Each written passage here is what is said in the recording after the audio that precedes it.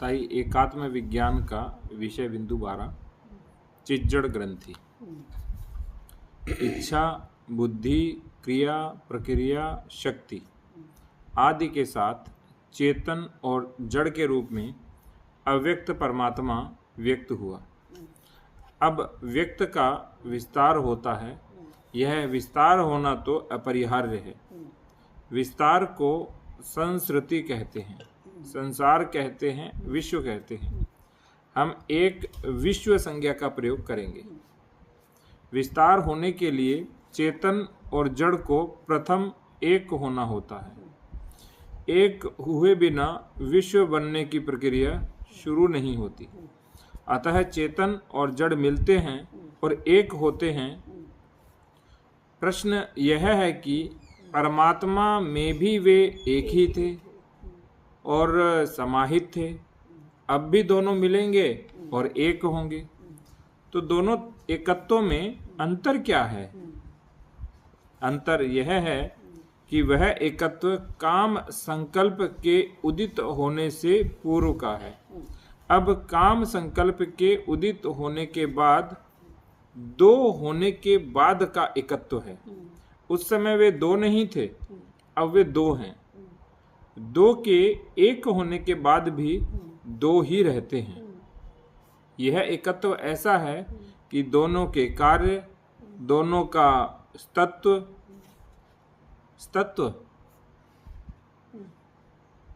बना रहता है, फिर भी उनमें समरसता रहती है। यह ऐसी समरसता है कि उसे एक दूसरे से अलग नहीं किया जा सकता। चेतन और जड़ की गांठ बंध जाती है। यह गांठ दोनों में समरसता का निर्माण करती है। दोनों एक दूसरे में पूर्ण व्याप्त रहते हैं।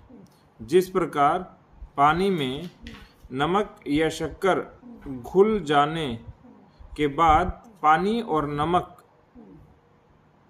या शक्कर समरस होते हैं और नमक या शक्कर पानी में पूर्ण व्याप्त होता है, उसी प्रकार चेतन और जड़ गांठ पड़ जाने के बाद वे दोनों एक दूसरे में सर्वव्याप्त और पूर्ण व्याप्त बन जाते हैं। इसके बाद विश्व का कितना भी विस्तार हो, यह चिज्जड़ ग्रंथि से निर्मित समरसता में कभी भी कमी नहीं आती है। यह पूरा विश्व वेग और जड़ दोनों का बना है। वेग नहीं आता है, चेतन और जड़ दोनों। हाँ, वेग लिख दिया। गलत। कहीं पर भी कुछ भी केवल चेतन या जड़ नहीं होता। सब कुछ सर्वदा पुरुष और प्रकृति समरस होकर संपूर्ण विश्व में व्याप्त हो जाते हैं। नहीं, संपूर्ण विश्व बनते हैं। तो इसका तात्पर्य है ताई, पूरा विश्व चिज्जड़ ग्रंथि ही है, बस वो खुलती गई और विश्व बनता गया। अब इसको हम अलग नहीं कर सकते कहीं पर भी कि ये चेतन है, ये जड़। और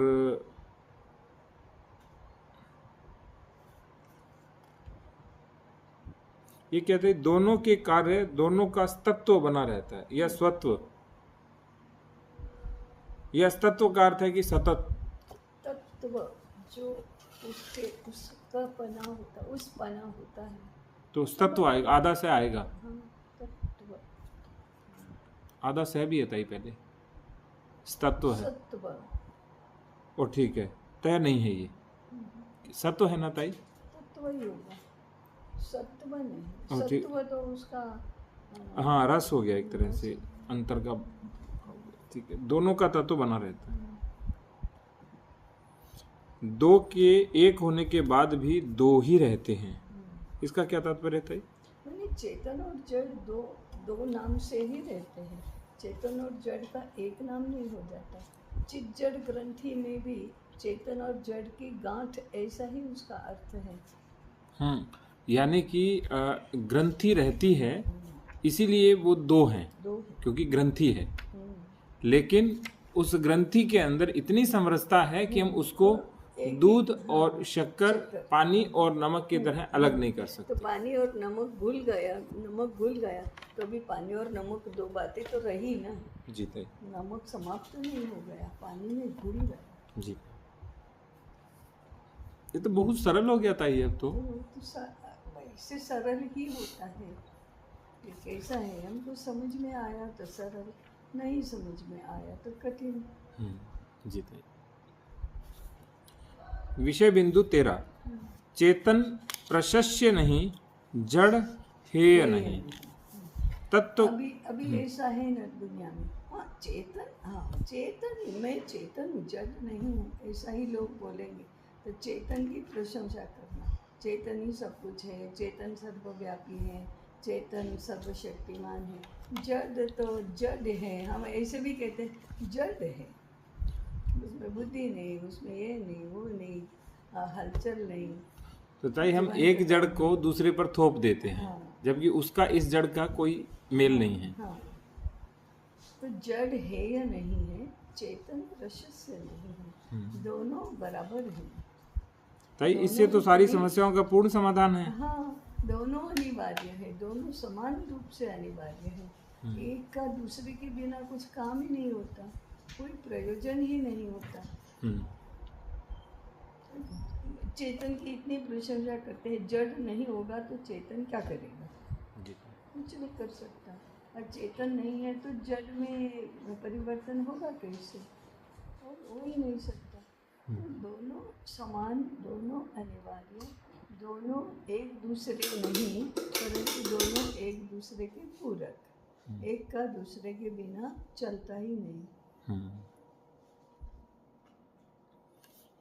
चेतन को आत्मा और प्रकृति को देह मानकर मैं देही नहीं हूँ, आत्मा हूँ। मैं देह नहीं हूँ। हाँ, मैं देह नहीं हूँ, आत्मा हूँ, ऐसा कहा जाता है। ऐसा कहने का बहुत प्रचलन है। एक मिनट। माया को महाठगिनी ऐसा कहा जाता है। लोक भाषा में जड़ एक गाली जैसा शब्द है। जड़ बुद्धि का अर्थ होता है, जड़ और मूढ़। हाँ, जड़ बुद्धि का अर्थ होता है जिसमें बुद्धि नहीं है, जो अज्ञानी है।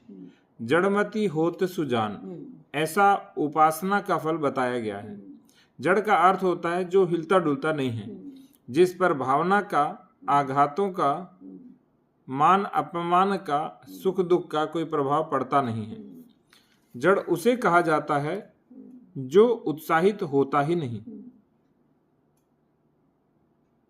पत्थर जड़ है, परंतु चेतन वह है जो उत्साहित है, क्रिया करता है, हंसता, बोलता है, किसी भी घटना को प्रतिसाद देता है। चेतन वह है जो प्राणवान है, बुद्धिमान है, भावनाशील है। चेतन वह है जो दूसरों के दुख में और सुख में सहभागी होता है। जड़ मत बनो, चेतन बनो, यह मन बनो लिखा था, ऐसा ही कहा जाता है। चेतन की हमेशा प्रशंसा की जाती है। शरीर जड़ है और प्राण चेतन, ऐसा मानकर मृत्यु के समय चेतन चला जाता है और जड़ शरीर पड़ा रहता है, और यह तो जलाने के लिए ही है, उसका कोई उपयोग नहीं हो, ऐसा मानकर उसका तिरस्कार किया जाता है। चेतन को ही सुख दुख, जड़ को नहीं, ऐसा मानकर सुख दुख का अनुभव नहीं होता, उसे जड़ कहा जाता है।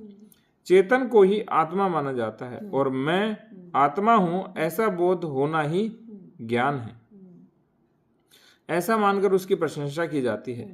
वास्तव में यहाँ शब्दों के अर्थों का बड़ा मिश्रण हो गया है, और जो है नहीं उसे वह है ऐसा मानकर जड़ का तिरस्कार और चेतन की प्रशंसा की जाती है।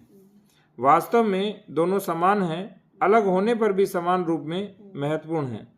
एक हेय और दूसरा प्रशंसा नहीं है, कैसे वह आगे देखेंगे।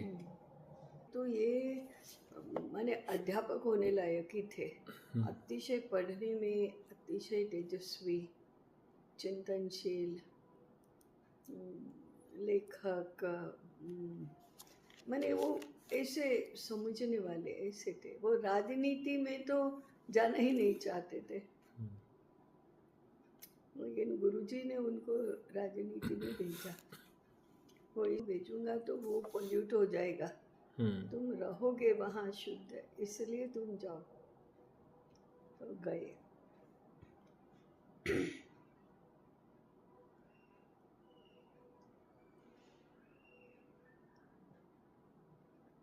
नहीं तो वे संघ में तो दत्तोपंत जी के बराबरी के, दत्तोपंत जी उनके बराबरी के कहा जाएगा। हाँ, दत्तोपंत जी बहुत मानते थे दीनदयाल जी को।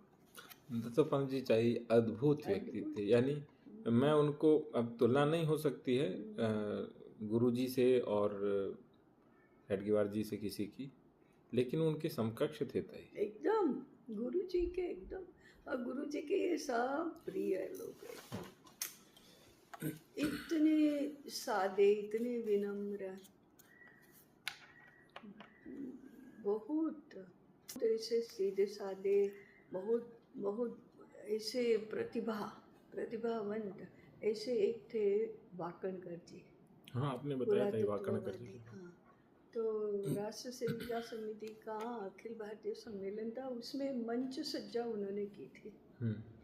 बाकी सत्र समाप्त होने के बाद ऐसे रास्ते से जा रहे हैं तो किसी को गंध भी नहीं आएगा कि ये इतने असामान्य है। उन्होंने सरस्वती नदी का मार्ग खोजा। तो ऐसे जा रहे थे तो उन्होंने कहा कि देखो वहाँ है ना, वहाँ खुदाई करनी चाहिए, वहाँ नदी का प्रवाह मिलेगा। इतनी विद्या उनके पास थी।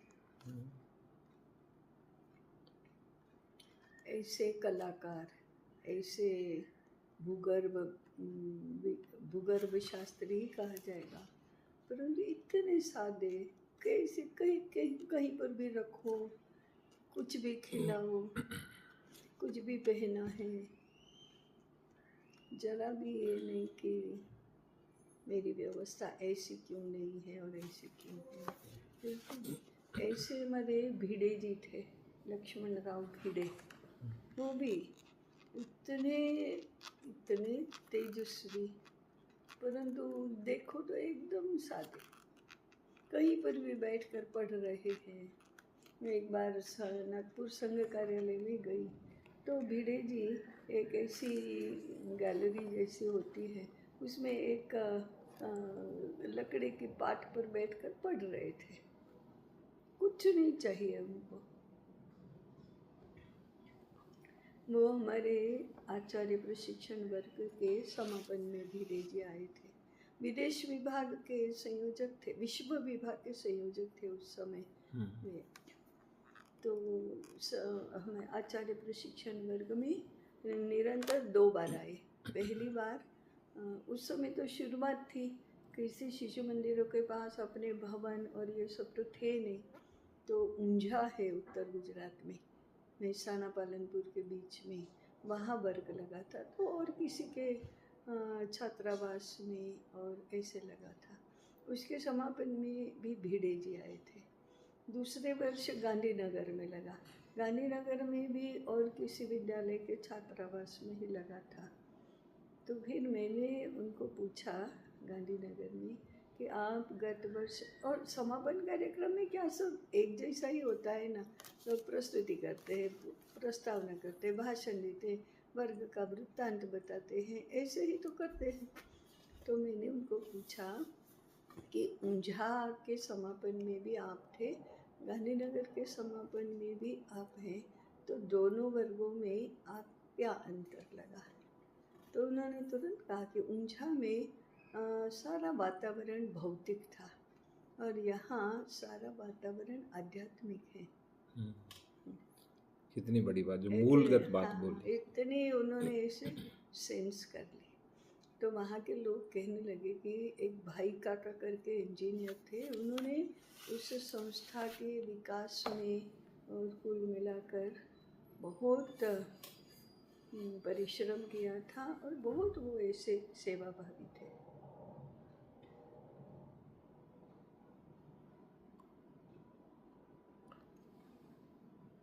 भी ऐसे, एक तो श्रेष्ठ गायक होने की उनकी योग्यता थी, लेकिन डॉक्टर साहब ने कहा जाना है तो गए।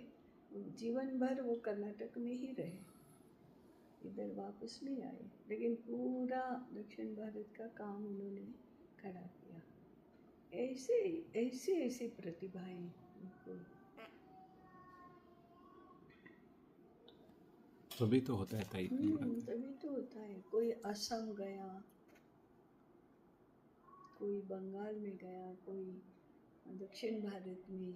मोहन जी के पिताजी गुजरात के प्रांत प्रचारक थे, फिर वापस गए, विवाह किया, बाद में मोहन जी का जन्म हुआ। हम गए हैं मोहन जी के घर। हाँ ठीक है। चंद्रपुर में है।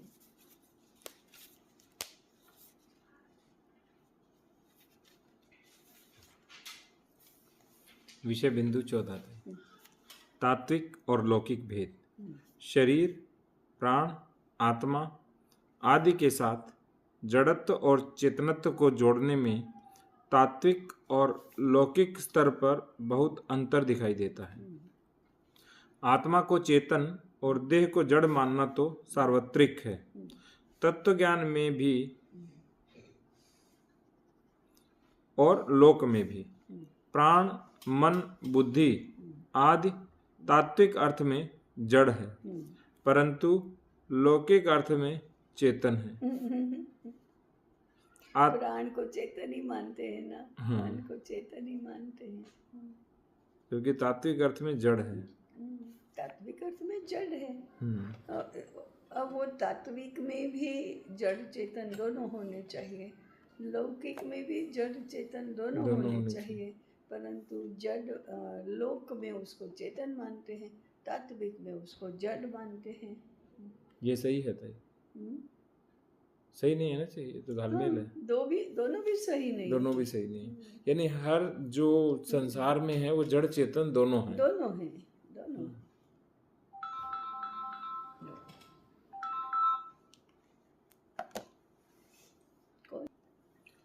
आत्मा को ही मन और प्राण मान लिया जाता है। तात्विक दृष्टि से मन को सुख दुखादि अनुभव होता है और मन जड़ है, परंतु लौकिक अर्थ में आत्मा को सुख दुखादि अनुभव होता है। मृत्यु के समय प्राण शरीर को छोड़कर निकल जाते हैं और प्राण भी जड़ हैं। जड़ प्राण ही जड़ शरीर को छोड़कर निकल जाते हैं, परंतु आत्मा शरीर को छोड़कर चली गई, चेतन चला गया, ऐसा कहा जाता है। चेतना चली गई ऐसा कहा जाता है। प्राण को ही आत्मा माना जाता है। ये तो बड़ा काम। आश्चर्य की बात यह है कि मन और प्राण को तो चेतन माना जाता है, परंतु बुद्धि को अनेक बार जड़ कहा जाता है।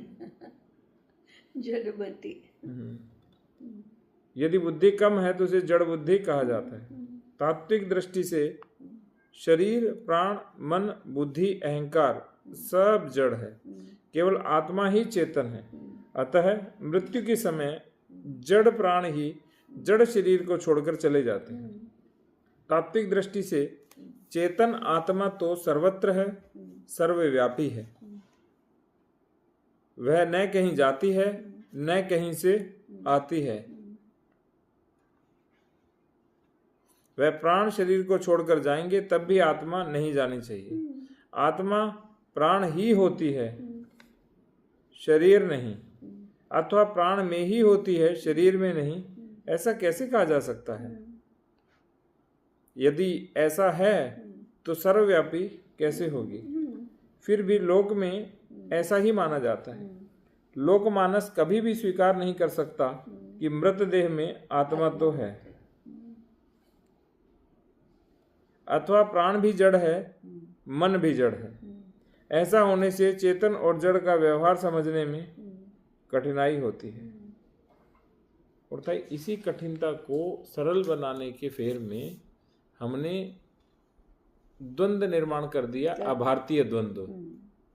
द्वैत निर्माण हाँ कर दिया। हाँ, वो द्वंद्व क्या, द्वैत निर्माण कर दिया। द्वंद्व तो है ही, द्वैत और त्रैत निर्माण कर दिए। फिर हमने कहा एक वो है, दो ये है। और फिर भी तात्विक में जड़ कहेंगे और लौकिक में, लोक में चेतन कहेंगे। इसलिए वो सारा शब्दों के अर्थों का, शब्दों के प्रयोग का इतना गड़बड़ झाला है कि व्यक्ति फंस जाता है उसमें। तो तय एकात्म मानव दर्शन, सरल नहीं ऐसा कहते हैं। तो तय एकात्म मानव दर्शन को समझाना चाहिए। जैसे पीछे आपने दिया है अभी, मैं देख रहा था, तो उसमें जैसे आत्मा के नाम भी दिए, चेतन के नाम भी, जड़ के नाम भी। यदि ये सब हम सुनिश्चित कर लें तो फिर घालमेल नहीं होगा। और ये 5-7 बार बच्चे को पढ़ा दें, और थ्रू कहानी कथा बचपन में, फिर युवावस्था में। इसलिए मैं अनंत, हाँ यही शब्द यही है। है।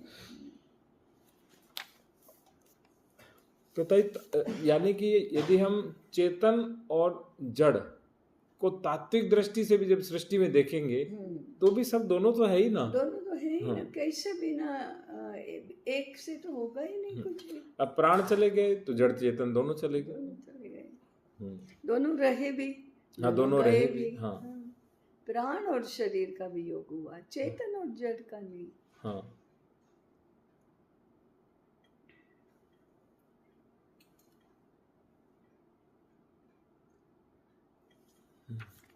तो ये आपने तात्विक और लौकिक भेद है, ये आपने पूरा वो है कि जो मतभेद हैं और संदेह की चीजें वो लिखी। इसलिए केवल चेतन प्रशस्य नहीं, जड़ है या नहीं, क्योंकि ऐसे ये शब्दों के घालमेल हुए हैं। और जो हमारा आत्म तत्व है जिसकी हमें अनुभूति करनी है, वो तो है ही, वो तो है ही, है ही। वो कभी जाए ना, चिज्जड़ ग्रंथि कभी जा सकती ना वो जा सकता। तो केवल प्राण का वियोग शरीर से होता है, ना चेतना जाती, ना जड़ जाता, और ना ही परमात्मा जाती। परमात्मा और चेतना है के रूप में रहते हैं, जड़ हमें दृश्य रूप में या मूर्त रूप में दिखाई देता है। वो है ना ताई, है और हुआ, ये दो बहुत महत्वपूर्ण शब्द हैं। एक अस्तित्व मूलक है, दूसरा प्रक्रिया मूलक है। तात्विक दृष्टि से चेतन और जड़, हमने लौकिक धारणा के बारे में देखा, 15वां विषय बिंदु है। अब तात्विक दृष्टि से देखेंगे। तात्विक दृष्टि से चेतन और जड़ एक ही परमात्मा के दो आयाम हैं। चेतन पुरुष है और जड़ प्रकृति। दोनों में महत्वपूर्ण अंतर यह है कि चेतन अविकारी है और जड़ विकारी। अतः जगत में जितना भी भिन्न भिन्न रूपों में दिखाई देता है वह जड़ है। जितने भी परिवर्तन होते हैं वे सब जड़ में होते हैं। जितनी भी क्रियाएं प्रक्रियाएं होती हैं वे जड़ में ही होती हैं। अतः अहंकार, बुद्धि, मन, चित्त, प्राण, इंद्रियां, शरीर सब जड़ हैं। पंच महाभूत जड़ हैं। इन सभी में परिवर्तन होता रहता है। इनका संयोग वियोग होता रहता है। इस संयोग वियोग में हलचल होती रहती है, स्थिति भी होती है, परंतु स्थिति, गति, विकार सब जड़ है। चेतन तो केवल होता ही है, वह न कुछ करता है न कुछ बनता है। जो भी परिवर्तन होता है वह जड़ में होता है, चेतन में नहीं। इन तात्विक तथ्यों को लौकिक अर्थ में भिन्न रूप में समझा जाता है। दूसरा एक कारण यह भी हो सकता है कि आत्मा शब्द एक कारण, ये दो रिपीट हो गया था, ये हो सकता है कि आत्मा शब्द का प्रयोग सार्वत्रिक हो गया है। संकट ये है था, ये सबसे बड़ा। दूसरा कारण यह भी हो सकता है कि आत्मा को चेतन कहा जाता है। तीसरा कारण यह भी हो सकता है कि आत्मा से प्रकृति को भिन्न किया गया है। चौथा कारण यह भी हो सकता है कि प्रकृति को माया कहा गया है, माया को मिथ्या कहा गया है, मिथ्या को हे दृष्टि से देखा गया है। तत्व ज्ञान के क्षेत्र में भी जगत को मिथ्या कहा गया है, संसार को असत्य बताया गया है। जो प्रत्यक्ष अनुभव में आता है वह असत्य है, जो किसी भी प्रकार से प्रत्यक्ष नहीं होता है वही सत्य है।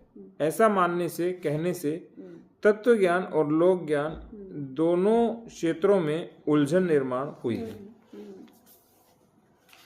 मैंने आप खाते पीते हैं, बोलते चालते हैं, काम करते हैं, इतना सारा करते हो, कहते ये तो मिथ्या है। ऐसे कैसे मिथ्या हो सकता है? आया कहाँ से? माया से। माया क्या है? आभास मात्र है। ऐसा कैसे आभासी जगत हो सकता है? फायदा क्या है उससे? आप खाओ और कहो कि मिथ्या है, आप पहनो अच्छे वस्त्र अलंकार और कहो कि ये मिथ्या है। अरे तो पहनते क्यों हो फिर? आप मिष्टान्न खाओ और कहो कि ये तो मिथ्या है। तो मिथ्या वाली थियोरी जो है वो किसको कैसे समझ में आएगी, कैसे गले के नीचे उतरेगी?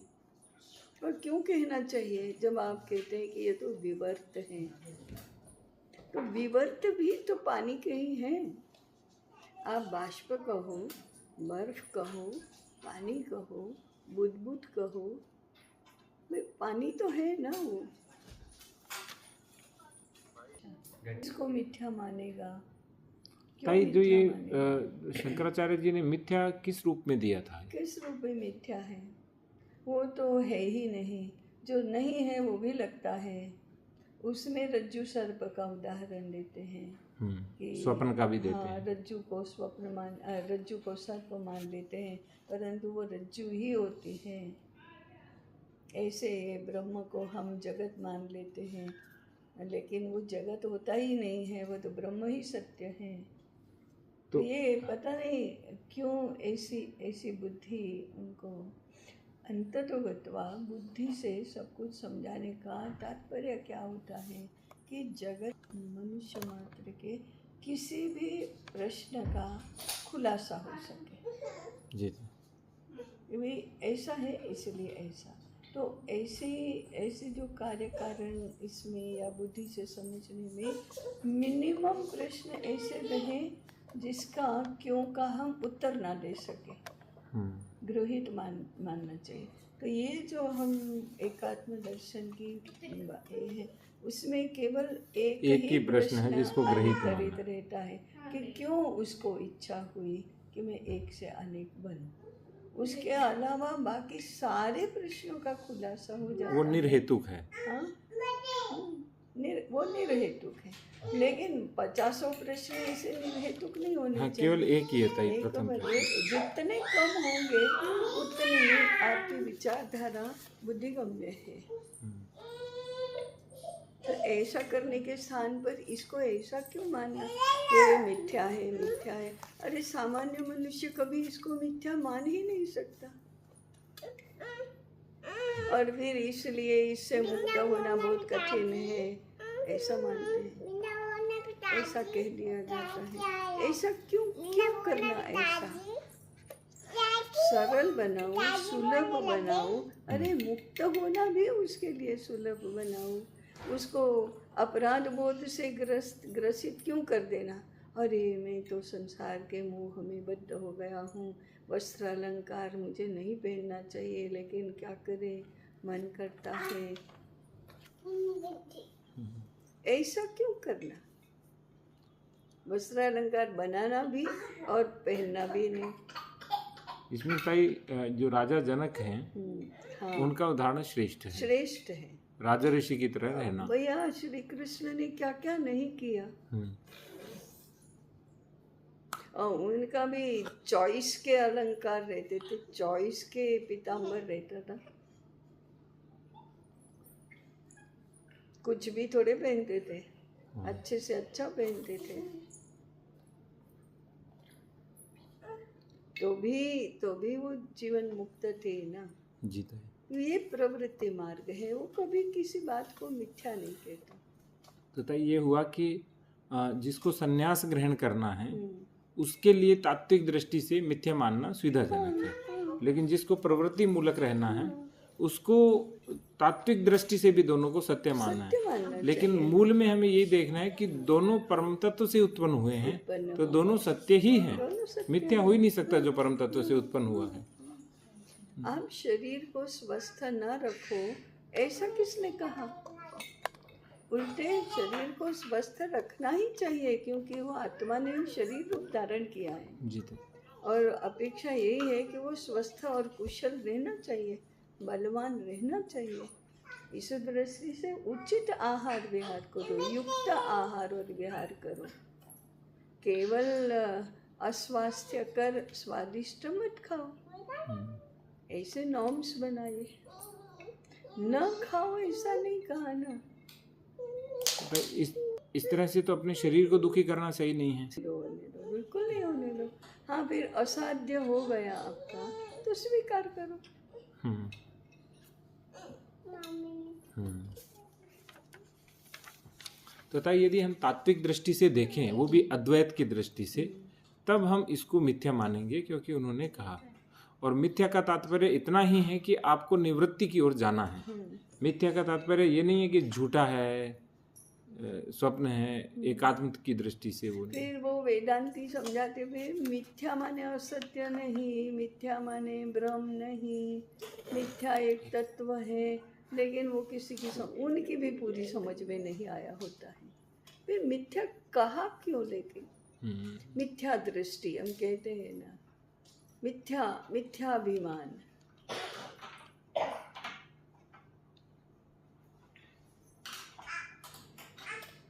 ठीक से विषय बिंदु 16, चेतन और जड़ का समरस अस्तित्व।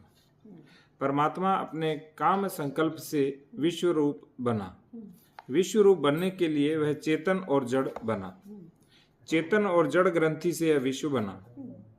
तन निमित्त कारक है, तन निमित्त कारण है और जड़ उपादान कारण है। चेतन है, वही तो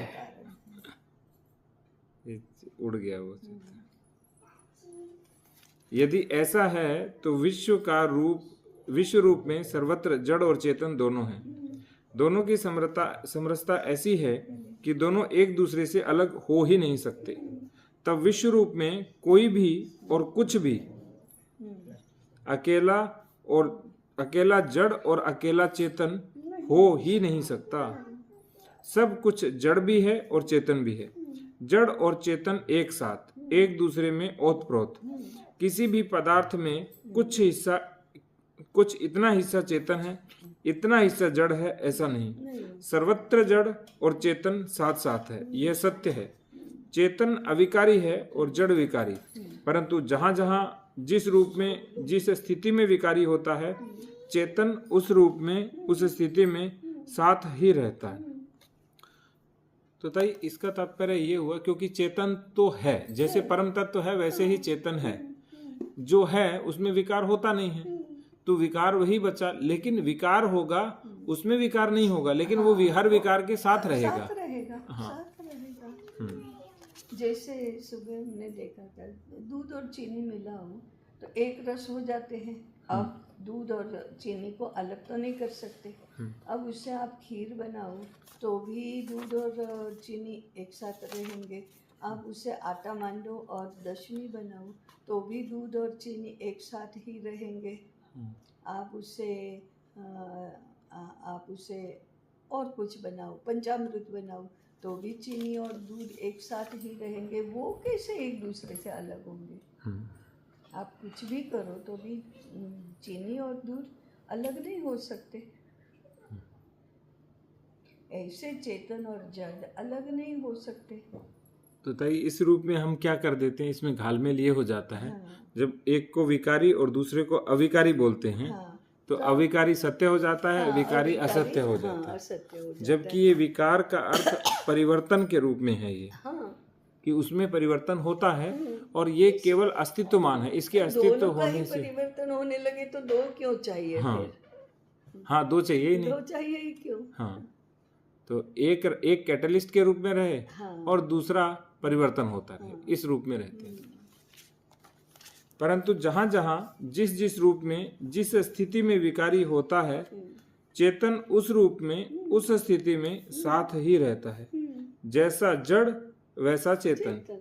जिस प्रकार घड़े में रखा पानी घड़े का और थाली में रखा पानी थाली का आकार धारण करता है, उसी प्रकार पुष्प में रहा चेतन पुष्प का, और मछली में रहा चेतन मछली का आकार धारण करता है।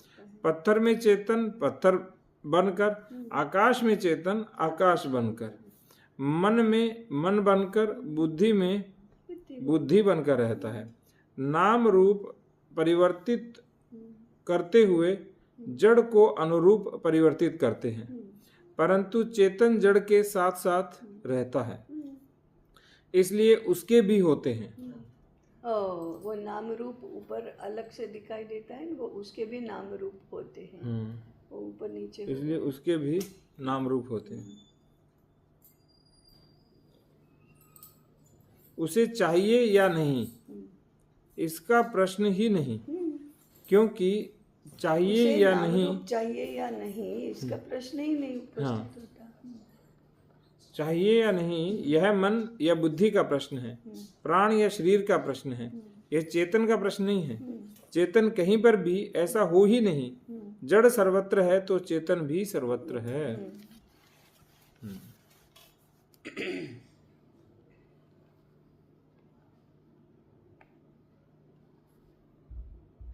क्या है ताई? और जब तक सृष्टि का प्रलय नहीं होता तब तक चेतन और जड़ कभी अलग एक दूसरे से नहीं हो सकते। अंत में सब कुछ चिज्जड़ ग्रंथि में समा जाता है।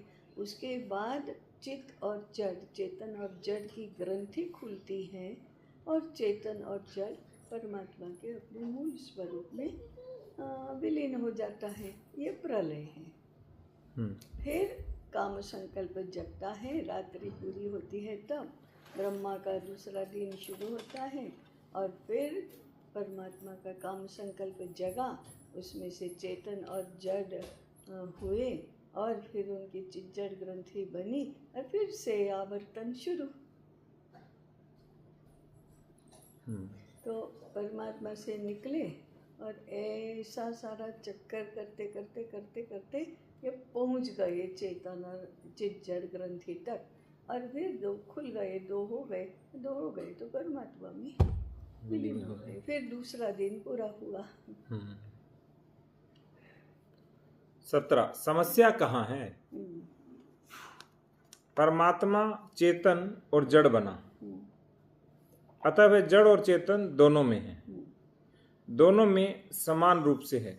परमात्मा और आत्मा को हम एक मानते हैं, वे भी हैं, अतः आत्मा भी जड़ और चेतन दोनों हैं। और ठीक है। होता क्या है, कई दर्शनों में परमात्मा का तो परमात्मा कहा, परंतु चेतन को आत्मा कहा। हाँ, ये भी त्रुटि है। फिर गड़बड़, क्योंकि आत्मा का संबंध जो है हमारे अंदर केवल है, उससे है। वो पुरुष भी नहीं है, वो प्रकृति भी नहीं है, वो चेतन जड़ नहीं है, वो जो है तत्व है वो आत्मा है। तो जब हम आत्म तत्व कहते हैं, पुरुष और प्रकृति कहते हैं, तब ये दुविधा निर्माण नहीं होती। परंतु जब परमात्मा और आत्मा कहते हैं तब आत्मा को चेतन मानकर ये सब होता। तो परमात्मा या आत्मा कहें तो दुविधा नहीं है। या आत्मा कहो तो दुविधा नहीं, इसलिए हम हम आत्म तत्व कहते हैं। परमात्मा और आत्मा को हम एक मानते हैं, वे हैं भी, अतः आत्मा भी जड़ और चेतन दोनों हैं। परंतु हमने आत्मा को चेतन मान लिया है, पुरुष और प्रकृति को हम चेतन और जड़ के रूप में समझते हैं। उन्हें हमने नाम दिया आत्मा और देह। इन दो में आत्मा चेतन है और देह जड़। इस सीमित अर्थ में हम आत्मा को चेतन माने, यह ठीक है, परंतु आत्मा और परमात्मा को एक मानकर आत्मा का चेतनत्व और परमात्मा भी आरोपित कर दिया जाए, ये गलत, यह ठीक नहीं। ठीक, ये कह रहे थे जो सीमित अर्थ है, यदि पुरुष को माने तो वो चेतन के रूप में ठीक है। हाँ। लेकिन यदि परमात्मा के रूप में मानोगे तो परमात्मा से तो दोनों बने हैं, तो दोनों है उस परमात्मा, मानना पड़ेगा। फिर आप सीमित अर्थ में उसे केवल चेतन नहीं, तो ताई परमात्मा को तो जड़ चेतन भी नहीं कहना चाहिए, परमात्मा को केवल परमात्मा आत्मा कहना चाहिए। हाँ, लेकिन उनमें है दोनों, तभी तो दो बनेंगे आगे। यदि ऐसा है तो प्रकृति का जड़त्व भी परमात्मा में आरोपित करना चाहिए, क्योंकि प्रकृति और परमात्मा एक ही है। वास्तव में आरोपित करना उल्टी बात है। वो तो है ही। यहाँ जिससे बना उसी में, यानी पिता को पुत्र कहना उल्टी बात है, वैसे ही उल्टी बात है। परमात्मा का अंश आत्मा है, आत्मा का अंश परमात्मा नहीं। परमात्मा केवल चेतन नहीं, पुरुष के अर्थ में आत्मा केवल चेतन है।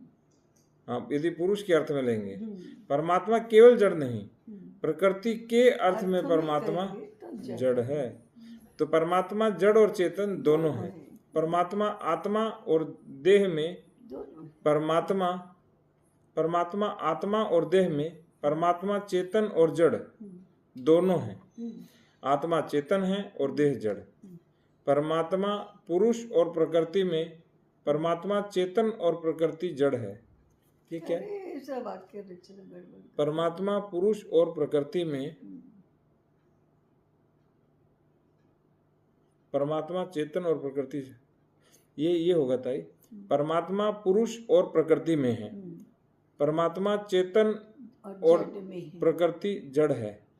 हाँ, यही गड़बड़ है। ये गड़बड़ सही। इसको वाक्य रचना ही ठीक करनी पड़ेगी। परमात्मा आत्मा और देह में, परमात्मा चेतन और जड़ दोनों है। हाँ, पर यदि हम ऐसी त्रिपुटी माने, परमात्मा आत्मा और प्रकृति अथवा आत्मा और देह, तो फिर आत्मा चेतन है और तो फिर आत्मा चेतन है और देह जड़ है। अगर परमात्मा आत्मा और देह की त्रिपुटी माने तो हाँ, तो परमात्मा दोनों हैं। दोनों हैं। परमात्मा आत्मा और देह में, परमात्मा चेतन और जड़ दोनों हैं। हाँ ठीक है, परमात्मा आत्मा और देह में माने तो परमात्मा चेतन और जड़ दोनों हैं। आत्मा चेतन है और देह जड़ है। परमात्मा पुरुष और प्रकृति में, परमात्मा चेतन, ये भी सही है ताई। हाँ, परमात्मा पुरुष और चेतन में, परमात्मा चेतन और प्रकृति जड़ है। पर ब्रह्म माया में, पर ब्रह्म चेतन और जड़ दोनों है। ब्रह्म चेतन है। हाँ, और माया जड़ है। ब्रह्म चेतन है और माया जड़ है। जगदीश, जीव और जगत में जगदीश चेतन और जड़ दोनों है। जीव चेतन है, जगत जड़ है। अतः जड़ और चेतन के भेद और अभेद को ठीक से समझना चाहिए। परमात्मा आत्मा और देह के भी भेद और अभेद को, परमात्मा आत्मा और देह के भी भेद और अभेद तो समझना चाहिए। और अभेद दो बार आ गए को ठीक से समझना चाहिए। तो समस्या ताई अब तो और सरल हुआ है। पता है कैसे ताई? जो परम तत्व है उसमें भी सब कुछ जड़ चेतन है और केवल एक समय चेतन और जड़ हमें अलग प्रतीति होती है, लेकिन परम तत्व तो उनमें भी है। ताई इस रूप में तो एक और भी आई ये चीज समझ में कि चेतना और जड़ में भी तो परम तत्व है ना। तो चेतना भी तो जड़ और चेतन दोनों है, इसलिए दो तो वो दिखते हैं, दिखते समझने के लिए दिखते हैं, होते नहीं है वो भी तो नहीं है। इसलिए जड़ क्षर पुरुष, अक्षर पुरुष और उत्तम पुरुष, ये तीनों एक ही है। ये त्रिपुटी है परंतु एक ही है। तो ताई जो परम तत्व जब पुरुष और प्रकृति बना तो प्रकृति में भी तो चेतनता है क्योंकि परम तत्व है, पर वो चेतनता नहीं है ताई। वो परम तत्व के रूप में है, परम तत्व है। और पुरुष में तो पुरुष में भी परम तत्व है, दोनों में है। तो केवल ये जब द्वंद्व हुआ, द्वैत नहीं है, जब ये द्वंद्व हुआ या द्वंद्व कहेंगे ताई या त्रिपुटी बनी, उससे पहले और उसके बाद सब में सब कुछ है। पर बस ये जब दो थे उस समय इन्होंने अपने आप को अलग किया ताकि दोनों की ग्रंथि बने और सृष्टि निर्माण हो। तो परमात्मा ने दोनों माने को अनेकत्व, संसार में विश्व में अनेकत्व है, हम्म, परंतु अनेकत्व मूल में तो एक ही है। एक ही है। जो सबसे पहला हमारा बिंदु था, हाँ वो एक अनेक है, में भी उसमें एक है, उसमें ताई अनेकत्व है, तभी तो एक से निकला। एक से निकला है। यदि उसमें अनेकत्व भी नहीं, क्योंकि एक है उसमें तो अनेक हो सकता है, लेकिन अन एक, एक नहीं वह तो एक से ही अनेक होता है। हम्म, तो ये जो द्वैतवादी है ना, वो जैसे श्रीनिवासन मध्व संप्रदाय के ऐसे कट्टर आचार विचार सारे, हाँ अभी भी हाँ, आत्मा को अब केवल चेतन कहें। हमने देखा कि कभी भी किसी भी संदर्भ आत्मा, चेतन, जड़ आदि शब्दों का प्रयोग होता रहने के कारण ऐसी बातें समझने में कठिनाई होती है, अर्थ उलझ जाते हैं, समझ स्पष्ट नहीं बनती। अतः विवेचन आगे बढ़ाने से पूर्व ही स्पष्टता कर लेना उचित है। विवेचन, हाँ विवेचन। आत्मा शब्द का प्रयोग जब हम पुरुष के अर्थ में आत्मा शब्द का प्रयोग जब हम पुरुष के अर्थ में करते हैं, दोबारा जब हम आगे थे, तभी उसे केवल चेतन कह सकते हैं। ताई ये ग्रंथ मैं सही कर दूंगा, जो आपने किया है ना, उसमें और मैं देख लूंगा ताकि और त्रुटि तो ना रहे। उसका करेक्शन करने के बाद उसकी आपको सॉफ्ट कॉपी, हाँ क्योंकि इसमें करेक्शन हो ही रहा है तो वो हो जाएगा ताई सर। यदि हम परमात्मा के अर्थ में करते हैं तब चेतन और जड़ दोनों हैं, इस अर्थ में ही समझना चाहिए। परंतु इस विश्व रूप में केवल चेतन या केवल जड़ कभी होता ही नहीं, चेतन और जड़ दोनों ही होते हैं, इसलिए दोनों का साथ साथ उल्लेख होता है। जब भी विश्व रूप की चर्चा करते समय हम चेतन और जड़ के संदर्भ में आत्मा का उल्लेख करते हैं, तब आत्मा चेतन है ऐसा हम कह सकते हैं। जब हम आत्म तत्व सर्वत्र है तब हम कहते हैं, तब वह जड़ और चेतन दोनों हैं ऐसा ही मानना होगा। अतः हमें किसी भी संदर्भ में कहते हों, अतः हम किसी भी संदर्भ में कहते हों, तब जड़ तब और चेतन दोनों ही परमात्मा है, इसकी भी स्पष्टता रखनी होगी। केवल चेतन की बात हो रही है, इस विषय में स्पष्टता रखनी होगी। जब भी हम ये कहता है केवल चेतन की बात हो रही है, इस विषय में स्पष्टता रखनी होगी। अतः हम किसी भी संदर्भ में कहते हों, तब चेतन और जड़ दोनों ही परमात्मा है, इसकी भी स्पष्टता रखनी होगी। केवल चेतन की बात हो रही है, इस विषय में स्पष्टता रखनी होगी। ये मुझे लग रहा है गलत है। ये गलत है। ये केवल ये चेतन और जड़ दोनों की बात हो रही है या केवल चेतन की बात हो रही है, इसकी भी स्पष्टता रखनी होगी। हम किसकी बात कर रहे हैं, इसकी स्पष्टता रखना। इसलिए सुविधा के लिए, माने इससे उलझन ना हो, इसके लिए हमारी शब्दावली में परमात्मा के स्थान पर आत्म तत्व होगा, पुरुष के स्थान पर चेतन होगा, प्रकृति के स्थान पर जड़ होगा। तो आत्म तत्व, चेतन, जड़, ऐसी शब्दावली का प्रयोग किया तो कभी ऐसी घालमेल नहीं होगी, उलझन नहीं होगी। इसलिए अपनी टर्मिनोलॉजी हमें स्पष्ट रखनी होगी। आत्मा परमात्मा है ही, इसीलिए आपने आत्मा से दोनों निश्चित बताए। इसलिए परमात्मा ये शब्द हमारे दर्शन में नहीं है, आत्म तत्व है। आत्मा भी नहीं, आत्म तत्व ही। इसलिए क्योंकि एकात्म है तो आत्म तत्व, आत्मा तो रखना होगा, वो आत्म तत्व के रूप में रखो।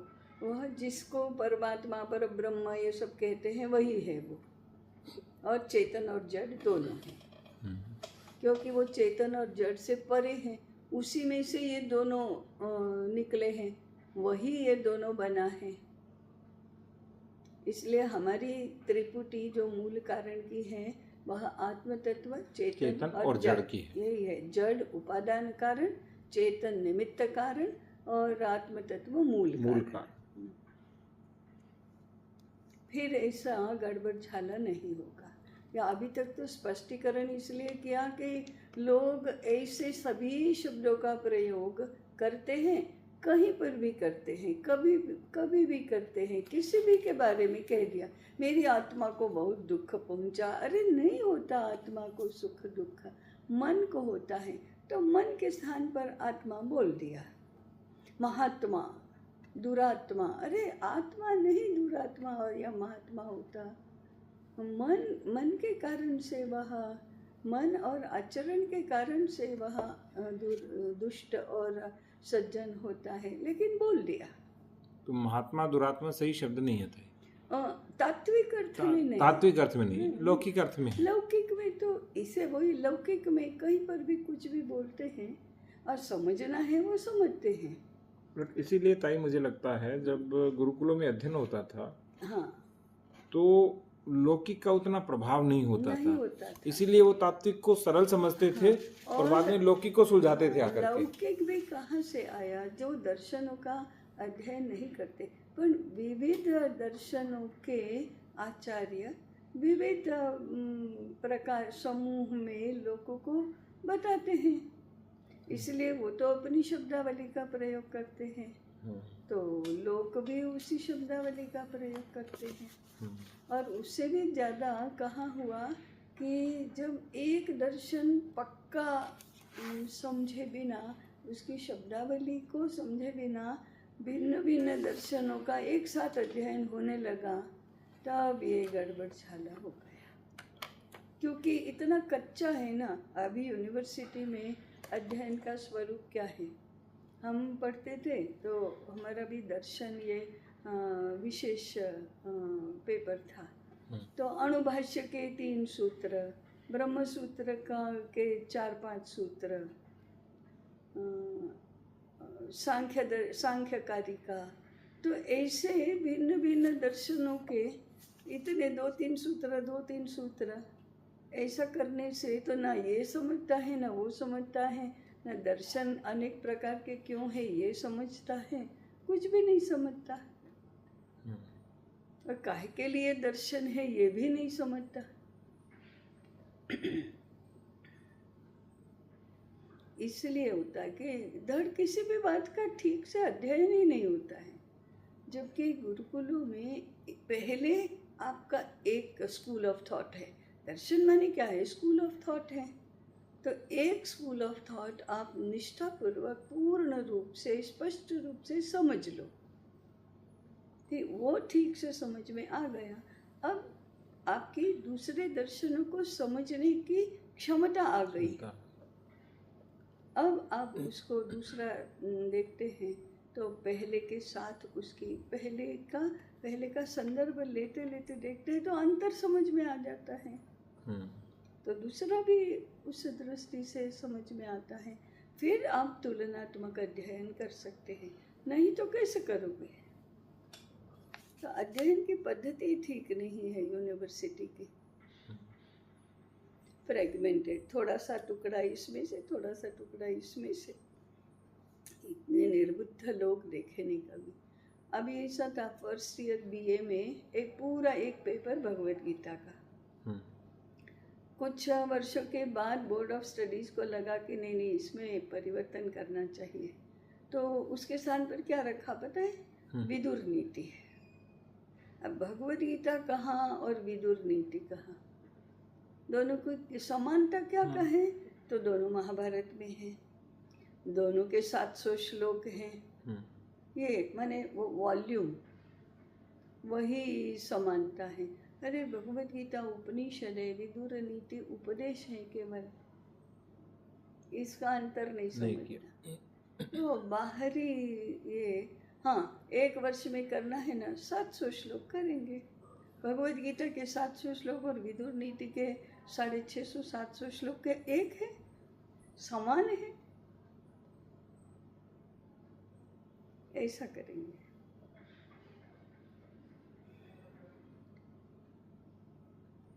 बहुत घाल मेहनत है।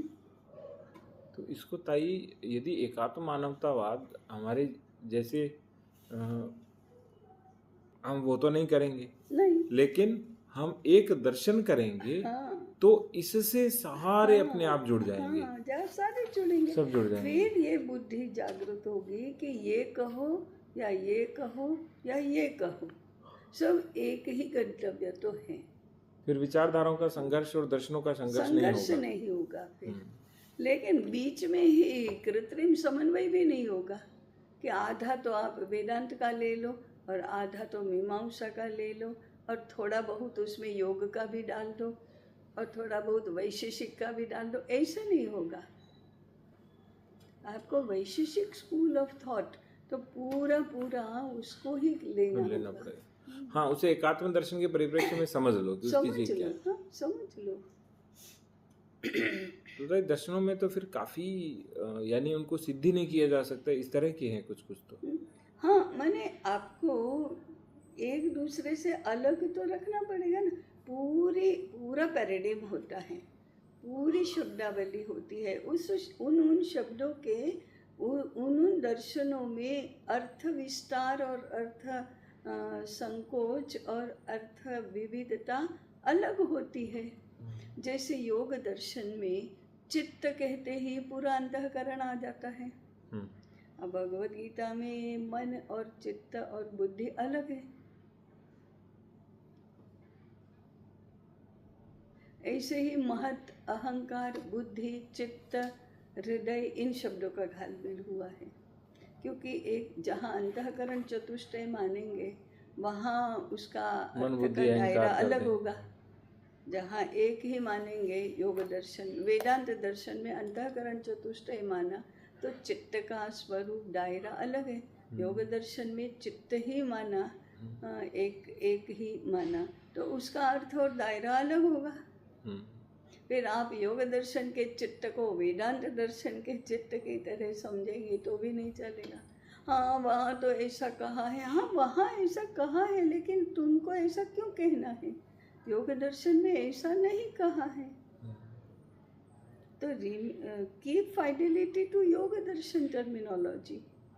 तो इसके साथ में जो अपना दर्शन वाली पुस्तिका वो भी पढ़नी चाहिए, ताकि एक है ना अपने दर्शन की आपने मुझे दिया था कि इसमें वो करना शुरू में एक दर्शन की पुस्तिका थी, तो मुझे स्मरण नहीं हो रहा उसका। अच्छा, मुझे स्मरण नहीं है। एक है ना विविध दर्शनों की पुस्तिका आपने, जिसमें सारे दर्शन एक ही ग्रंथ में दिए हैं छोटे। अच्छा, नियति ताई ने दी थी। अच्छा, मुझे देखना, मुझे अभी स्मरण में नहीं आती। जी मुझे ऐसा नहीं होता कि मुझे स्मरण में नहीं आती। फिर या कुछ और होगा, कुछ दिया था मुझे दर्शन का। हाँ, होगा। जब भी हम कहते हैं मैं आत्मा हूँ, तब मैं जड़ और चेतन दोनों जिसमें समाहित हैं ऐसा परमात्मा ही हूँ, ऐसा कहना होगा। मैं शरीर नहीं हूँ, प्राण नहीं हूँ, ऐसा हम नहीं कह सकते, क्योंकि जिस शरीर की या प्राण की हम बात करते हैं वह जड़ चेतन दोनों का ही बना हुआ है। उसके उपादान कारण और निजी कारण, निमित्त कारण दोनों उसमें उपस्थित हैं। जो बात शरीर और प्राण के लिए सत्य है वही विश्व के सभी पदार्थों के लिए सत्य है। कण कण में भगवान है, ऐसा कहने वाला भी यही कह रहा है। सचराचर में परमात्मा का वास है, कहने वाला भी यह कह रहा होता है कि मैं जीवन और जगत एक दूसरे में ओतप्रोत होकर रहते हैं, यही तथ्य और सत्य है। तो कण कण में ईश्वर इस रूप में है, वो इस रूप में है, चेतन और जड़ दोनों में। इसलिए हमारे यहाँ जीवन दृष्टि और जगत दृष्टि ऐसे दो शब्द नहीं है। दोनों के लिए जीवन दृष्टि ही कहा है। अंग्रेजी में दोनों है, world view and view of life. World और लाइफ अलग है। हमारे इसमें जीवन और जगत चेतन और जड़ के रूप में अलग है, परंतु जगत दृष्टि कहो तो भी दोनों होंगे, माने विश्व दृष्टि कहो तो भी दोनों होंगे, जीवन दृष्टि कहो तो भी दोनों होंगे, परंतु प्रचलन जीवन दृष्टि कहने का है। तो इंग्लिश में एक तो वर्ल्ड व्यू है और दूसरा व्यू ऑफ लाइफ।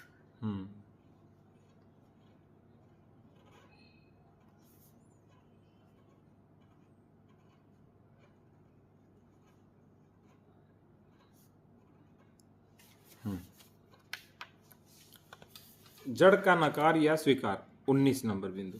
जड़ का नकार या स्वीकार, चेतन और जड़ की ओर देखने के, उसे समझने के और उसके साथ व्यवहार करने के दो प्रकार हैं। एक, जड़ को नकारने का, उसे मिथ्या अथवा आभासी मानने का, उसे छोड़ने का, आत्मा को चेतन मानने का, अपने आप को आत्मा के रूप में अनुभव करने का। दीर्घ काल से भारत में यह एक प्रतिष्ठित और सम्मानित विचारधारा रही है। इस विचारधारा को अपनाकर व्यक्ति सन्यासी बनता है। सन्यासी सब कुछ छोड़ता है। सन्यास का इतना सम्मान है कि सन्यासी के दर्शन मात्र व्यक्ति को पवित्र बनाते हैं, पुण्य लाभ कराते हैं। यह जीवन यापन का एक मार्ग है जिसे निवृत्ति मार्ग कहते हैं। महान आचार्यों की परंपरा इस मार्ग का अवलंबन करने वालों की रही है। इसका इतना सम्मान है कि व्यक्ति को श्रेष्ठ जीवन जीना है तो आयु का अंतिम चरण सन्यासी बनकर जीना है। सन्यासी अपना नाम, कुल, जाति, वर्ण, गोत्र, व्यवसाय आदि लौकिक परिचय देने वाली सारी बातें छोड़ता है, अनिकेत बन जाता है। यह इसलिए कि अब उसकी श्रद्धा बन गई है कि मैं यह शरीर नहीं हूँ। मन, बुद्धि, अहंकार और चित्त के आयामों वाला अंतःकरण नहीं हूँ। मैं सामाजिक और सांस्कृतिक संबंधों की पहचान वाला व्यक्ति नहीं हूँ। मेरा जन्म नहीं, मेरी मृत्यु नहीं, मैं आत्मा हूँ, मैं परमात्मा हूँ। यह विचारधारा जड़ और उसके सारे विकारों को नकारने की विचारधारा है। यह व्यवहार धारा भी है। यह विचारधारा आत्मा को चेतन मानती है और अपने आप को आत्मा मानती है। भारत के जनमानस में विचारधारा बहुत गहरे न प्रतिष्ठित बनकर रही है। सन्यासी के समक्ष धनवान, बलवान, सत्तावान, बुद्धिमान लोगों का नतमस्तक का होना सन्यास की प्रतिष्ठा का ही परिणाम है। नतमस्तक होना, हाँ, नतमस्तक होना का कट जाएगा तो सन्यास की प्रतिष्ठा का ही प्रमाण है। यह जड़ को नकारने की परंपरा है। इसका मूल सूत्र है अहम ब्रह्मास्मि, मैं ब्रह्म हूँ। ब्रह्म सत्य जगन मिथ्या। पता है शंकराचार्य जी को ये नहीं है भास हुआ। हाँ, शंकराचार्य निवृत्ति मार्गी है। हाँ, तो ठीक है, वो निवृत्ति मार्गी तात्विक रूप से उन्होंने अपने आप को ब्रह्म कहा। उसका तात्पर्य कहीं भी नहीं है कि ये जो ब्रह्म है इसमें जड़ और चेतन दोनों नहीं है। नहीं, जगत को मिथ्या कहा ना। हाँ, माया कहा, मिथ्या कहा। हाँ, जगत को माया मिथ्या का उस रूप में अहम ब्रह्मास्मि कहा। तो क्या उनको वास्तव मैं ब्रह्म हूँ, जगत नहीं हूँ। शरीर नहीं, प्राण नहीं, मन नहीं, बुद्धि नहीं, अहंकार नहीं, चित्त नहीं, पंच प्राण नहीं, मेरी कोई माता नहीं, पिता नहीं, गुरु नहीं, बंधु नहीं। अहम निर्विकल्पो निराकार रूपः विभुर्व्याप्य सर्वत्र सर्वेन्द्रियाणां सदा मे समत्वं न मुक्तिर्न बन्धः चिदानंद रूपः शिवोहम शिवोहम। तो ये निवृत्ति मार्गी विचारधारा रही और व्यवहार में भी वैसे ही रहे, कोई नहीं। परंतु गीता में भगवान ने कहा कि कुछ भी कहो, एक क्षण भी किसी का कर्म किए बिना तो जाता नहीं। हाँ। सन्यासी हुआ तो क्या श्वास नहीं लेगा? सन्यासी हुआ तो खाएगा नहीं? सन्यासी हुआ तो बीमार नहीं होगा? सन्यासी हुआ तो सोने के लिए शैया नहीं चाहिए। भले ही आप भूमि पर शयन करो, लेकिन शयन करने के लिए स्थान तो चाहिए। पहनने के लिए क्या गेरुआ वस्त्र नहीं पहनोगे? तो नहीं कश्चित क्षणमपि जातु तिष्ठत्य कर्म कृत, बुद्ध भगवान ने कहा। तो फिर कर्म करने की युक्ति देखो, समझो। और उस युक्ति के अनुसार कर्म करो। ये जो मार्ग है प्रवृत्ति ये मार्ग है। अंतिम हाँ चतुर्थांश का मार्ग है, हाँ, ये शुरू का नहीं है। शुरू का नहीं है। नहीं, वैसे तो संन्यास में भी कहा अंतिम अवस्था में संन्यास ये सबके लिए है। संन्यस्त वृत्ति, दीक्षा लेकर अनिकेत बनकर, निरग्नि बनकर, भगवा वस्त्र पहनकर घर छोड़कर सन्यासी बनना ये अलग है, और जीवन के चतुर्थ आश्रम में संन्यस्त वृत्ति से रहना ये दोनों अलग हैं। परंतु सन्यासी गेरुआ वस्त्र पहनकर दीक्षा लेकर सन्यासी बनना, इसके संबंध में कहा गया यदह रेव विरजेत तदह रेव प्रव्रजेत। उसमें तो ब्रह्मचर्याश्रम से सीधे सन्यासी भी बन सकते हैं। जिस दिन आपको वैराग्य हुआ, विरक्ति हुई, उसी दिन आप सन्यासी बन सकते हैं। तो युवावस्था में हुई तो युवावस्था में बनो।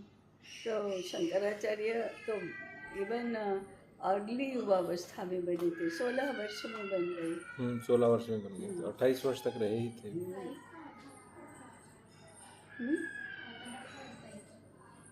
मेरा आधार कार्ड चाहिए, नियति राय को पूछो। 20 जड़ का स्वीकार। वो जड़ का नकार हुआ, निवृत्ति मार्ग। अब जड़ का स्वीकार। एक विचार ऐसा है जो जड़ का स्वीकार करता है, केवल स्वीकार करता है, अपितु केवल स्वीकार ही नहीं करता। हाँ, केवल स्वीकार ही नहीं करता है, ही नहीं करता है, अपितु सम्मान भी करता है। शरीर, प्राण, मन, बुद्धि, अहंकार, चित्त, पशु, पक्षी, प्राणी, वनस्पति, भूमि, जल, अग्नि, वायु, आकाश, गति, स्थिति, काल आदि सब कुछ है, कुछ भी नहीं है, ऐसा नहीं है। कोई भी कुछ भी यथा नहीं है, आभासी नहीं है, वृथा नहीं है। ठीक है, वृथा नहीं, आभासी मत लिखें। हाँ, वृथा नहीं है, आभासी नहीं है। केवल आत्म तत्व है और ये सब नहीं है, ऐसा नहीं है। आत्म तत्व तो है ही, ये सब भी हैं, इतना ही नहीं तो आत्म तत्व ही यह सब बना है। आत्म तत्व और परमात्मा तत्व ऐसे दो भी नहीं हैं, दोनों एक ही हैं। आत्म तत्व कहो कि परमात्मा तत्व, कोई अंतर नहीं है। ब्रह्म कहो कि पर ब्रह्म, कोई अंतर नहीं है। जितना सत्य आत्म तत्व है उतना ही सत्य उसका काम संकल्प है। एक सत्य है तो दूसरा सत्य नहीं हो सकता। इसी से आगे बढ़ते हुए यदि चेतना सत्य है तो जड़ भी सत्य है। यदि चेतन सत्य है तो जड़ भी सत्य है, तो जड़ भी सत्य है। एक स्वीकार्य है तो दूसरा भी स्वीकार्य है, एक का अस्तित्व है तो दूसरे का भी है। आत्म तत्व अव्यक्त है तो विश्व रूप व्यक्त है। अव्यक्त और व्यक्त में जड़ और चेतन का भी अंतर नहीं है। अव्यक्त निराकार है, व्यक्त साकार है। अव्यक्त निर्गुण है, व्यक्त सगुण है। परंतु निराकार से ही साकार और निर्गुण से ही सगुण बना, क्योंकि आत्म तत्व में निराकार और साकार, निर्गुण और सद्गुण, सद्गुण लिखा होता है, दोनों हैं। व्यक्त होने पर दोनों अलग बनते हैं। एक निराकार और निर्गुण, दूसरा निराकार नहीं, दूसरा साकार नहीं। एक निराकार और निर्गुण, दूसरा सगुण और साकार। ये निराकार लिखा था, गलत। परंतु दोनों फिर मिल जाते हैं और आगे की रचना में दोनों एक दूसरे से ओतप्रोत होकर रहते हैं। यह आत्म तत्व या परमात्मा का विश्व रूप है। यह केवल जड़ के चेतन नहीं, जड़ के चेतन कैसे हो सकता है? यह जड़ केवल जड़ या चेतन होगा, या चेतन कैसे हो सकता है? केवल जड़ या केवल चेतन कैसे हो सकता है? हाँ, यह केवल जड़ या केवल चेतन कैसे हो सकता है? जितना सत्य है आत्म तत्व उतना ही सत्य विश्व रूप, इसलिए उसका भी स्वीकार है, उसके साथ भी वह व्यवहार है। इस मूल और मुख्य सूत्र, इसका मूल और मुख्य सूत्र है सर्वम खलु इदम ब्रह्म, यह सब ब्रह्म है। अब ये देखो, ये तो वेद वचन है। फिर क्यों दर्शन शास्त्रियों ने इतनी घालमेल कर दिया?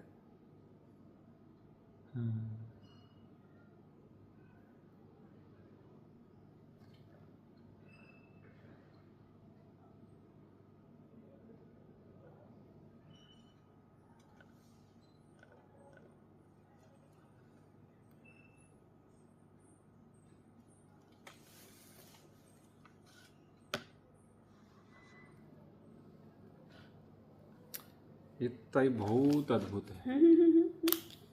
तो अहम ब्रह्मास्मि कहते हैं तब वो नकारना है कि मैं आत्म तत्व हूँ और कुछ नहीं। चिदानंद, बाकी सब मिथ्या। चिदानंद रूपम शिवोहम शिवोहम, वो सब मिथ्या मानता है फिर। और सर्वम खलु इदम ब्रह्म, सब कुछ ब्रह्म ही है। तो ताई हमारा मूल विचार तो यही सही है, सर्वम खलु इदम ब्रह्म है ही, तभी तो कण कण में परमात्मा का वास है, ये सब इसी और तभी से उन्होंने भी तो बोला, उन्होंने भी तो भज गोविंदम भज गोविंदम भज गोविंदम मूढ़ मते। उन्होंने फिर मते को मूड कर दिया ताई। ताई वो ना अद्वैत दर्शन या तात्विक रूप से ठीक है। जब नहीं, ये भी अद्वैत ही है ना। यहाँ ये हाँ ये अद्वैत, ये मूल अद्वैत ये है। हाँ मूल अद्वैत ये है। वो अद्वैत बाहरी लोगों के लिए, संसारी के लिए नहीं है। ये अद्वैत सन्यासी के लिए भी है, संसारी के लिए भी है, व्यवहारी के लिए भी है, निवृत्ति के लिए भी है, प्रवृत्ति के लिए भी है। सन्यास तो भारत की परंपरा में बहुत बाद में आया। मूल वेद में सन्यास कहाँ है? कौन ऋषि सन्यासी है? वेद व्यास के पुत्र माने जन्मजात सन्यासी थे शुकदेव। उस समय भी सन्यास का इतना महिमा नहीं किया गया।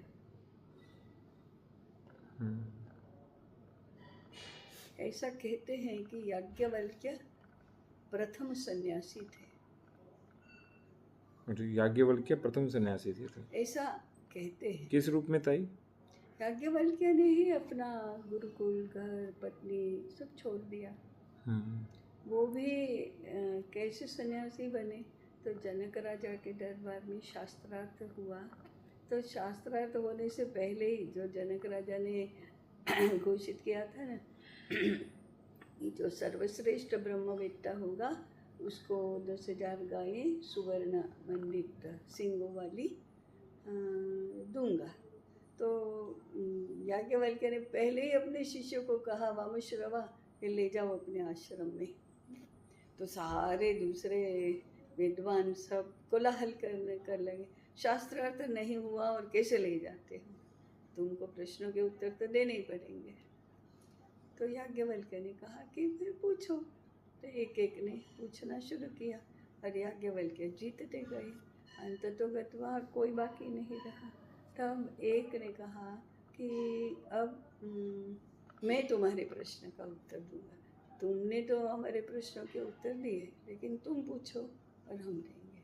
तो इसने याज्ञवल्क्य ने कहा कि तुम मेरे प्रश्न का उत्तर नहीं दे सकोगे, और यदि नहीं दे सके तो तुम्हारा सिर धड़ से अलग हो जाएगा।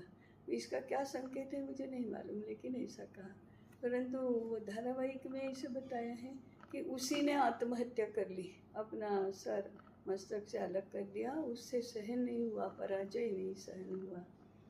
तो ज्ञान के क्षेत्र में इतना अहंकार और इतना मिथ्याभिमान की पराजय सहन नहीं होता, समदृष्टि नहीं है, समता नहीं है, इससे विरक्त होकर उन्होंने सब छोड़ दिया। बाकी उनका तो गुरुकुल बहुत अच्छा चलता था, तो छोड़ दिया। तब मैत्री उनकी पत्नी थी, उसके साथ संवाद हुआ कि तुम क्यों छोड़ रहे हो, क्या इससे भी नहीं। उसने कहा मैत्री तुम्हारे पास ये सारी संपत्ति, शिष्य सब छोड़कर मैं जाऊंगा। तो कहा कि क्या इससे भी बढ़कर कुछ है, इसलिए तुम जाते हो? तो कहा हाँ, मुझे जहाँ कोई शोक न हो, दुख न हो, ऐसा क्या है इसकी खोज में मैं जाऊंगा। तो फिर मैत्रेयी कहती है, अगर तुम्हें इसकी कोई कीमत नहीं है इस ज्ञान के सामने, तो मुझे क्यों होगी, मैं भी साथ में चलूँगी। तो दूसरी पत्नी को सारा गुरुकुल देकर फिर दोनों ही सन्यासी बने। ताई, इसका तात्पर्य है कि जब भृगु के बाद आचार्य बने और याज्ञवल्क्य की ओर यात्रा हो, तो उस समय पूर्ण सब कुछ छोड़ करके एक अलग से नहीं, वो स्वयं की साधना से सत्य को जानना, ये है। याज्ञवल्क्य की मूल कथा भी कैसी है, उन्होंने ज्ञान कहाँ से प्राप्त किया, तो वे उनके मामा के गुरुकुल में रहकर अध्ययन करते थे। तो उनके मामा वो राजा के घर रोज पूजा करने के लिए जाते थे। तो एक दिन मामा को ज्वर था, इसलिए उन्होंने याज्ञवल्क्य को भेजा। तो याज्ञवल्क्य ने देखा कि पूजा में राजा तो अभी अंतःपुर में ही है, वो तो अभी न स्नान किया है न पूजा के लिए आने के लिए। तो उन्होंने राजा को बुलाया, तो तुम पूजा शुरू करो, मैं आता हूँ। आधी हो गई तब भी राजा नहीं आया, तुम पूरा करो, मैं आता हूँ। तीर्थ प्रसाद लेने के लिए आओ, तो वो भी राजा नहीं आया। इसलिए याज्ञवल्क्य को बहुत क्रोध आया, ये कैसा राजा है कि जो पूजा में आता ही नहीं है और तीर्थ प्रसाद भी नहीं लेना है। तो उन्होंने जो तीर्थ था वो एक सूखा लकड़ी का वृक्ष का तना पड़ा था, उसके ऊपर फेंक दिया। तो उसके इससे वो निर्जीव लकड़ी में जान माने जीव आया, और उसके ऊपर पल्लव फूटे, और ये तो क्रोध करके चला आया, फिर से भी नहीं आऊँगा करके। राजा ने उठकर देखा तो यहाँ ये तो ब्राह्मण बड़ा तेजस्वी है। तो दूसरे दिन कहा कि वो कल आया था उसी को भेजो। तो वैशंपायन ने कहा कि जाओ, राजा तुम्हारे ऊपर बहुत प्रसन्न है। याज्ञवल्क्य ने कहा मैं नहीं जाऊँगा, ऐसे राजा के घर थोड़े जाते हैं, विद्या का अपमान ऐसे नहीं होने दे।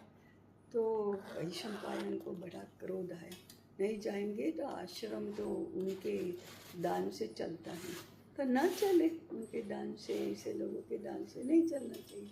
तो मामा को भी क्रोध आया, तो तुम मेरा आश्रम छोड़कर चले जाओ। याज्ञवल्क्य ने कहा चला जाता हूँ।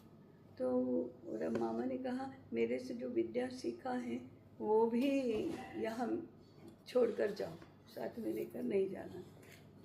तो रूप कैसा है कि उसने उल्टी कर दी, सारी विद्या वमन कर दी। बाकी शिष्यों ने उसको तिर पक्षी बनकर चुग ली और याज्ञवल्क्य चले गए। तो उन्होंने फिर सूर्य की उपासना करके सारी विद्या सीखी, वो है शुक्ल यजुर्वेद। और ये रहा कृष्ण यजुर्वेद। तो ये स्व प्रयास से सीखना, ये दोनों किस्सों में यही है।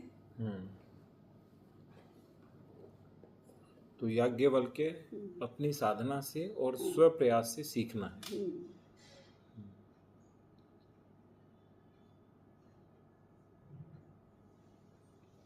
और इतने कठिन और इतने अद्भुत दर्शन को लोग सीधा कहते हैं कि इसमें क्या है, पढ़ाई नहीं कभी,